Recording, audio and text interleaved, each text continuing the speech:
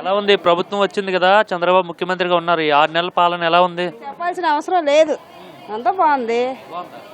ఏం బాగాలేదు అంటున్నారు అందరూ. ఎవరు బాగలేనిది ఎవరికంట? జగన్ ఉండేటప్పుడే బాగుంది, చంద్రబాబు వచ్చిన తర్వాత ఏం బాగాలేదు అంటున్నారు. అందుకే అంత చిత్తుగా ఓడిపోయాడు.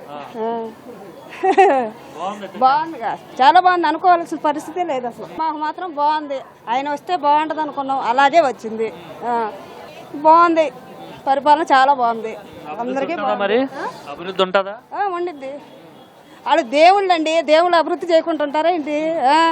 దేవుడు అంటున్నారు చాలా మంది. దేవుడు అందుకే పోయాడు.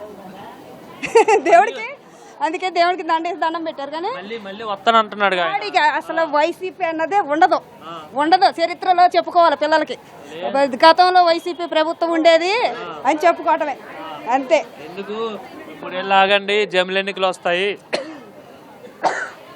లేదంటే జనరల్ ఎలక్షన్లో బలాదూరే, ఏదొచ్చినా బలాదూరే. ఏం చేయలేదండి చంద్రబాబు నాయుడు. మొన్న మేము వరదల్లో మునిగిపోతే ఎంత చేశాడో తెలుసా? అసలు మేము దేవుడికైనా దండం పెడతామో లేదు కానీ ఆయన పెడతాం అంతే.